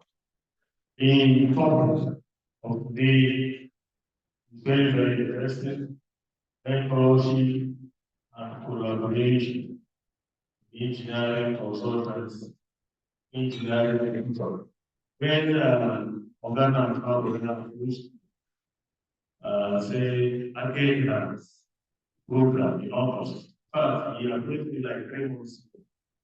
Say you want to use the way it's done the program. I told you, no in error that again is a division of NSC, so we have free access to anything that belongs to NSC. That is the protocol which we have continued to operate as a branch because we believe that those who contributed during these days should not be able to pay what they want to do, even though the payment is going high over day. But I've been educated by the national body that again is more answerable to Korea than to NSC. But it's incorporated in 1979. So again, the body of this role operates on under the dictates of more foreign don't assume things. We have said that we are happy that we came to use our place, and we're also happy that the topic you're talking about is a topic that belongs now to the present, belongs to the future, and also speaks about the past. We need to ask ourselves very pertinent questions, because my experience so far in engineering is that in all, especially in operations area, but let me talk about engineering.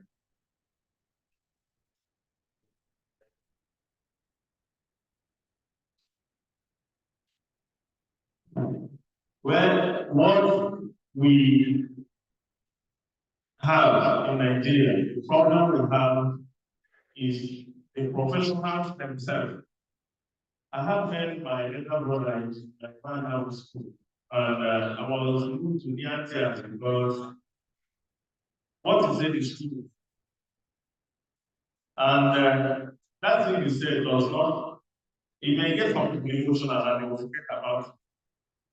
I want to tell young people here that when you look at him, he has seen it all in engineering. You know, people will say, oh, that he will call him into the sky. What that means is that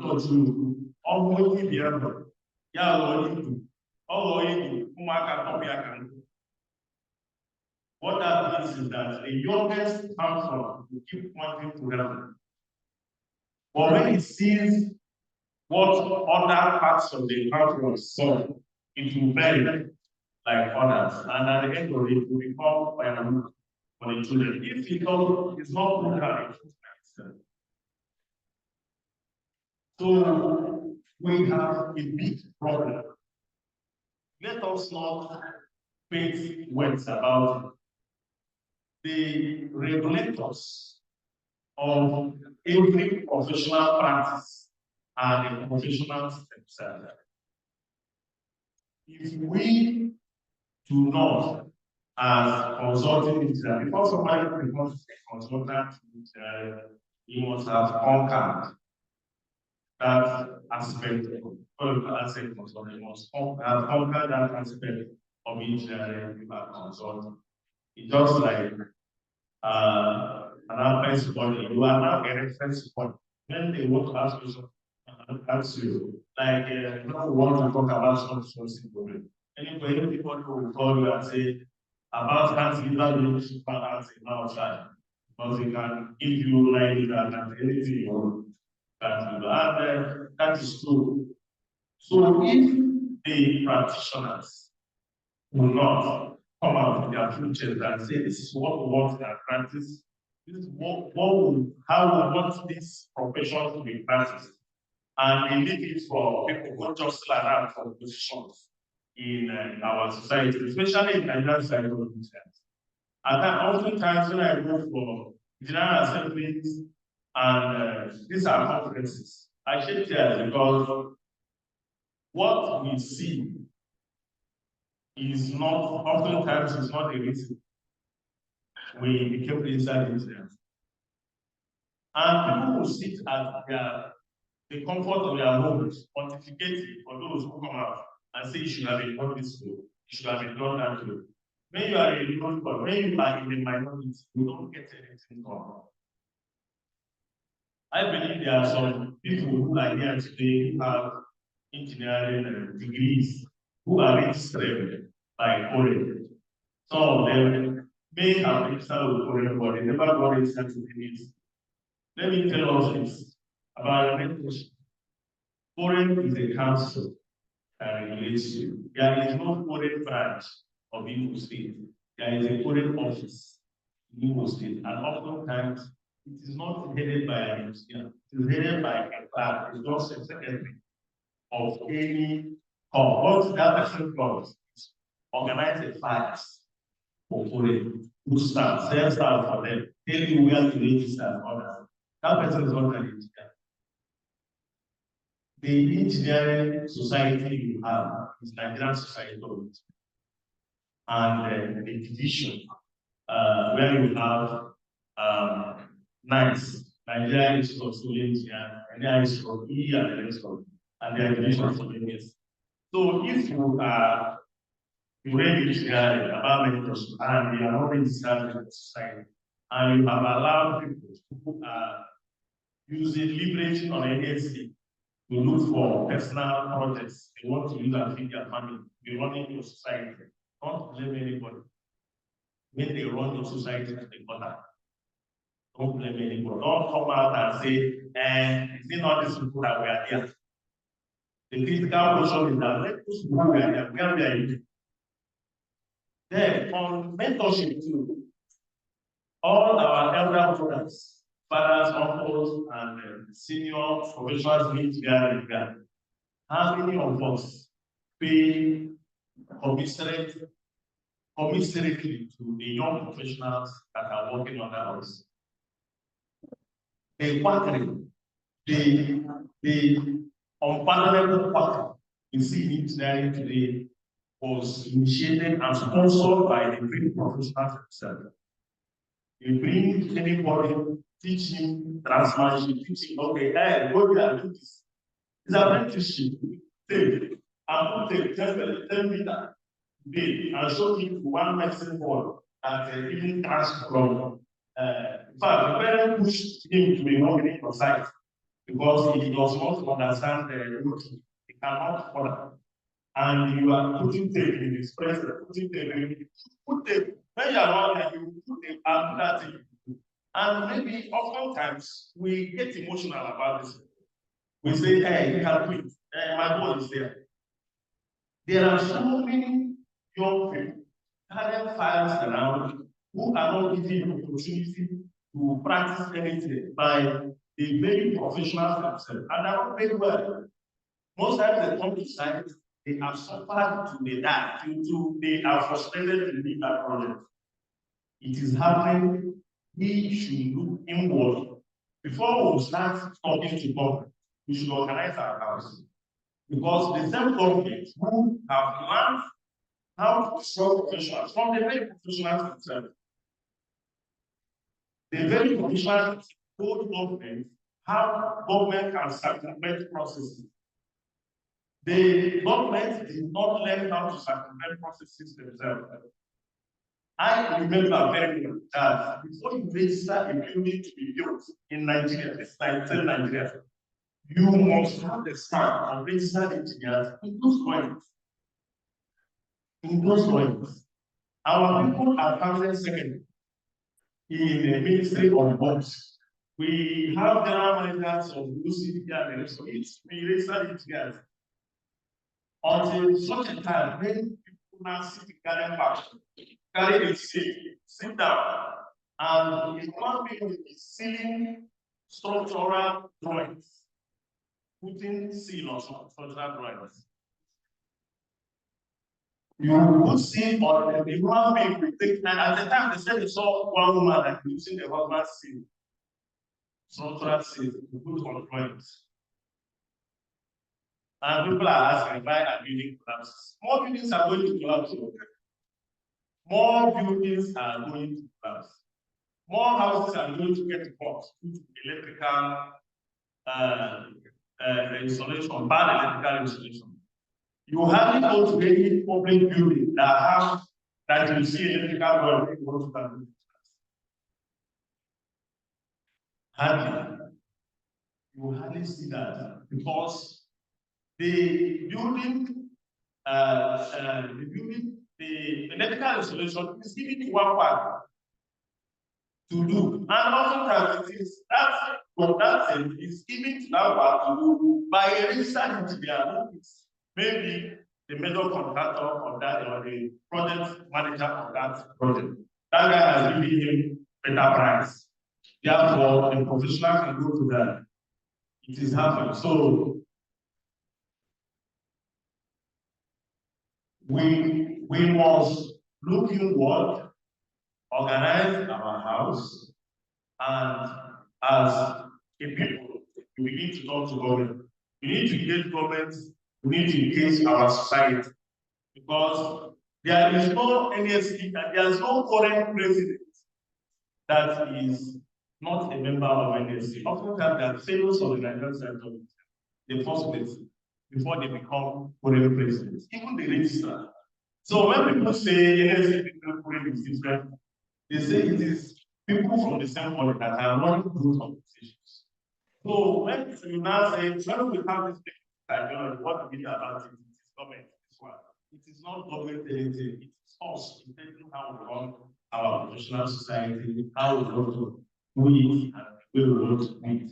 So on mentorship, what I can tell our people today is that we should take care of the younger ones, the younger professionals, pay them commensurate amounts to what they are doing in your site. Encourage them to get involved in the administration of their profession. The young professionals should also have patience, listening to their mentors, the mentees should think, and not you go back and you go and talk to somebody, say you can do it. Why is that consultant telling you when I can do you do it in the house of fun. One day you will do it, you will order it, you will collapse. There's one that collapsed in Lagos, he killed the engineer inside there. Yes. Yes, he killed the engineer that is doing the project inside there. So we let us do what we can to save water for the minute. Thank you. Thank you for having me. Most especially for hosting us. Then the mentees, I'm sure they have had. Now, on to the mentees. The people are here, don't say you're not here. Don't have a voice.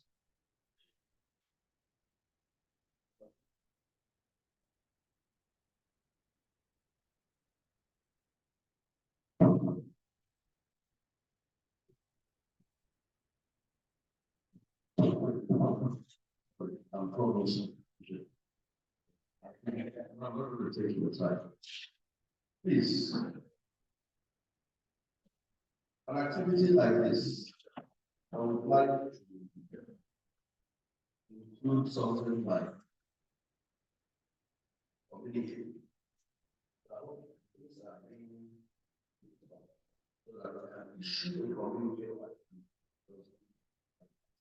So I'm part of that. Mention something. I think that we should take it as responsibility. Since we go to legislation at the end of the day, we should take it.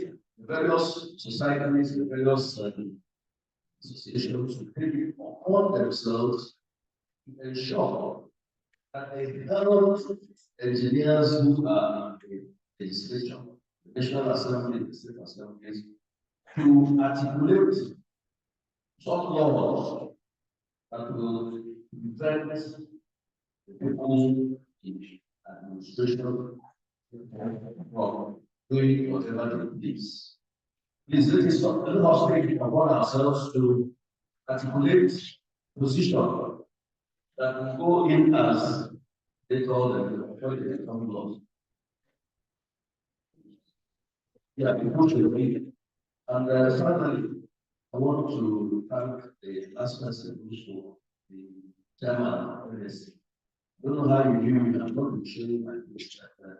I want to thank you for letting the world know that engineers also can speak impeccable English and do impeccable Latin. Thank you. Ladies and gentlemen, I was on to the teams. I can see a whole lot of them. And they want to say, if two of them they can say something to us, the stories. I have seen three of them. Just put your hands together and coming back. See these two in the thing. Before you go out, let me make something clear to us. The last speaker said something quite important. Communicate and develop. I want to say to you all that this meeting is being recorded. That's one of the benefits of knowledge, science, and technology. This meeting is fully being recorded, audio and video. So, in terms of the communication, in terms of what we are summarizing and writing it, yes, it's a business meeting and it is quite important to the acting society. Thank you very much. Last week. I'm engineer for Manambra. My observation and control, flyover at control. It is very important. Are they part of the system? Are they working together with? Then secondly, I do go there once in a while to visit that site. So I kind of ask the laborers there if actual students do come there, probably for, let's say, educating or something, or lecturers, or for maybe from people. They said no. And the project there is almost completion. We are talking about mentorship there. So I think this body should do something about it. You know how actually to join this very body. So all this lecture is very okay. Mentorship is very okay. But we, some of us are here lecturers, some are consultants. The younger ones can just gather one, two, go to photo, just do small gathering, take them there. But the project is almost completion. So I'm busy. This is my first time hearing about this. But at least something should be done so that everybody can benefit. Thank you very much.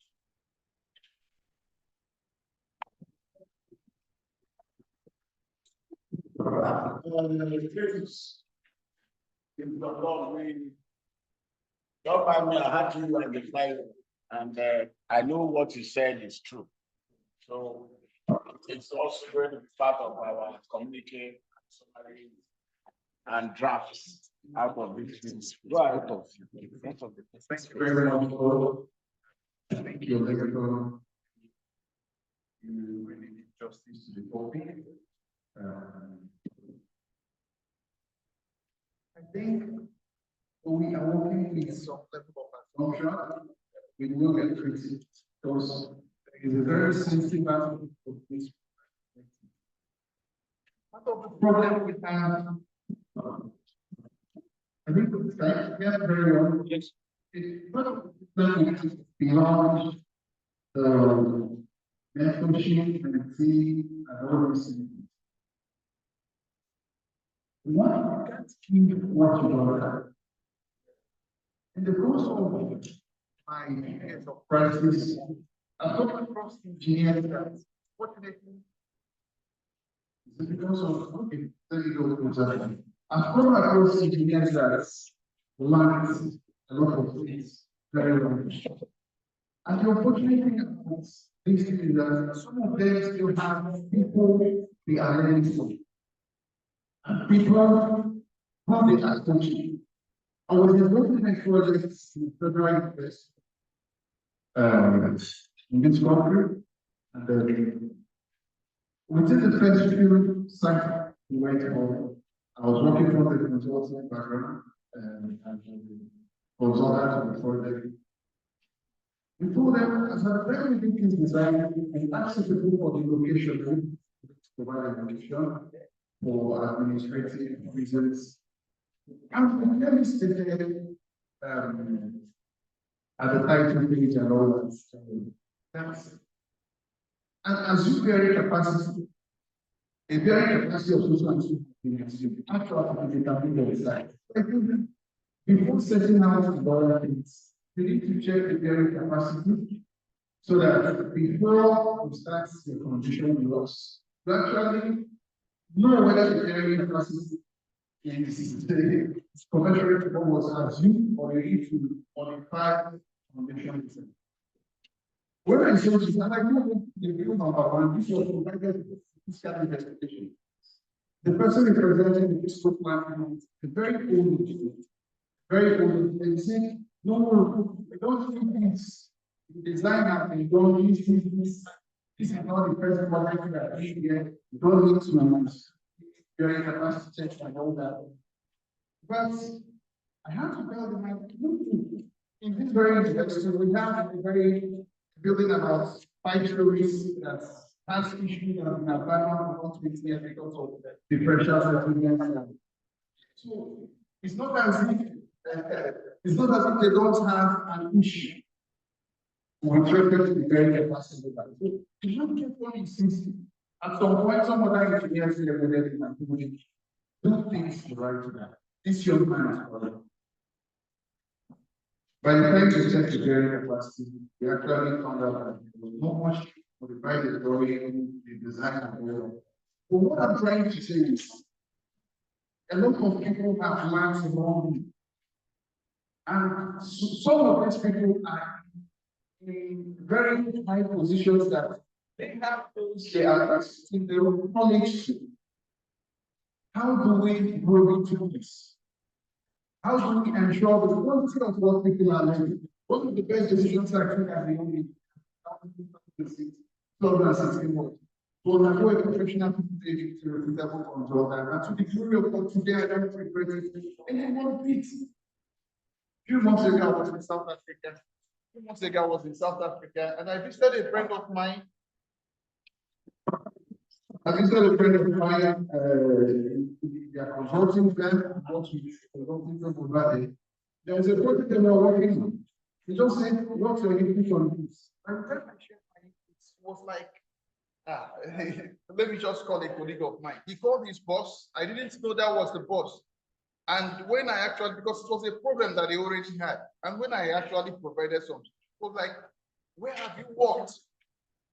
So you see, beyond just undergoing pupillage and being mentored, being a mentee, more importantly, what you're learning and who you're learning from, the knowledge the person has is very important. If the person is someone that has learned wrongly, you're learning wrongly, obviously. And when you learn wrongly, you practice wrongly. And that's part of the problem we have. When you see a governor who is a civil engineer in his state and he says that he doesn't need consultants in various projects, it's a shame to the profession. And it's against the rule of ethics, as far as I'm concerned. It's happened in a state like Ebonyi State. Most of us know all the projects the former governor, who is a reputable civil engineer, did, he did them without consultants. And I want to ask, what is ACEN doing about some of these things? Or what will ACEN do after this business meeting? Because some of these things are some of the things rising from this. I want to agree with the person who just spoke before me, who talked about issuing a communique and then liaising with engineers within the legislative circle to see how they can enact necessary laws towards this. So these just the few things I want to say, but most importantly, for every young engineer here who wants to seek a mentor who is in possession of the right skills, the right knowledge, who is well experienced, and who will teach you rightly.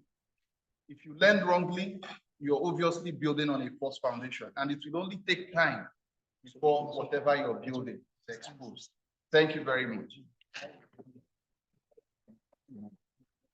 Go to that man there.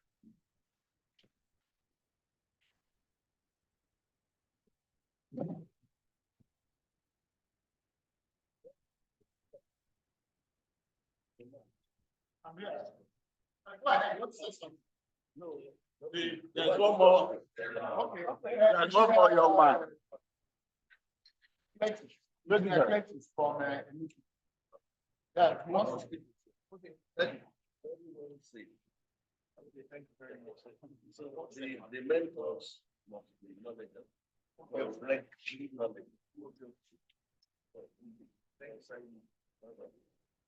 So maybe we will require you to articulate something for the community.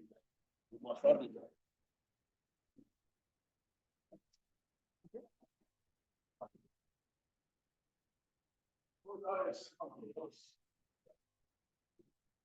We are creating organic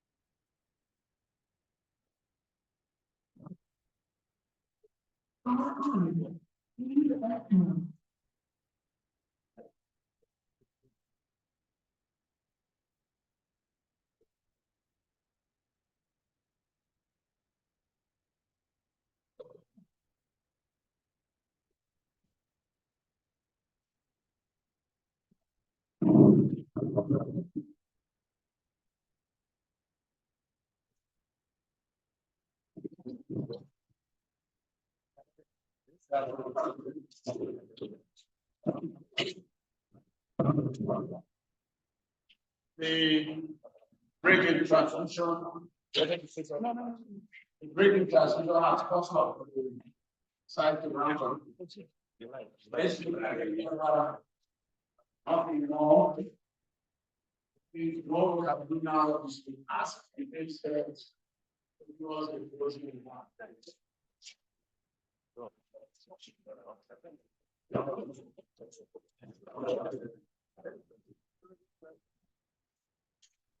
On behalf of five, and on behalf of all of us here, express our gratitude to Idanat and his team for organizing this very successful event. We'd like to thank our president for making our time to travel all the way from Maiduguri to attend this business. And also, we cannot express our gratitude. Cannot thank enough, Professor, for this very detailed presentation you gave us, collaboration and mentorship from engineering. Thank you, thank you, thank you. God bless you. Yes, thank you. Actually, I said that at the beginning of the program that normally this program is for 2 hours. And no wonder most of the people online leave mostly after the presentation by phone. So I would like to quickly make these remarks as closing.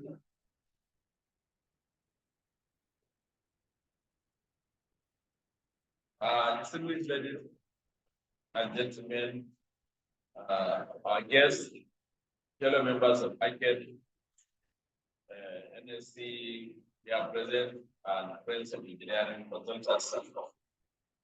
As we draw the curtain on our third business evening 2025, it is my honor to deliver these remarks.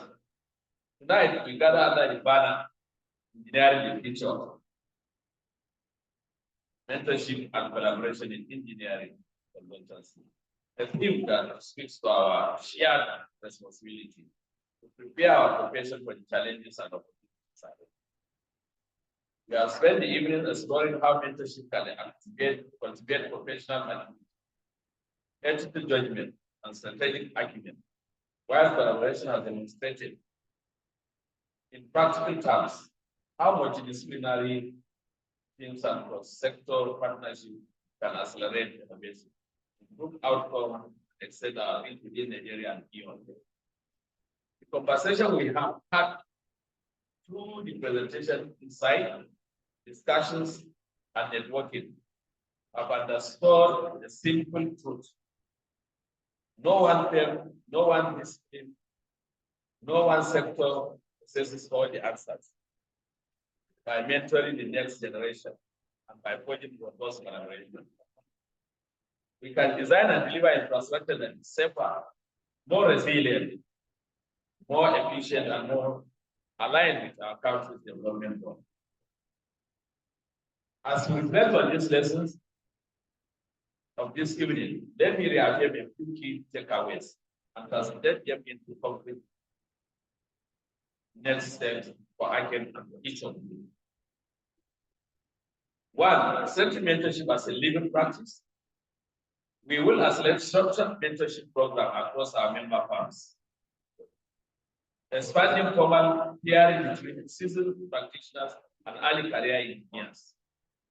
We will develop clear guidelines for mentors and mentees, with measurable milestones, feedback loops, and opportunities to share lessons, learn in a transparent, structured manner. We will create platforms, digital and face-to-face, where mentors and mentees can engage beyond traditional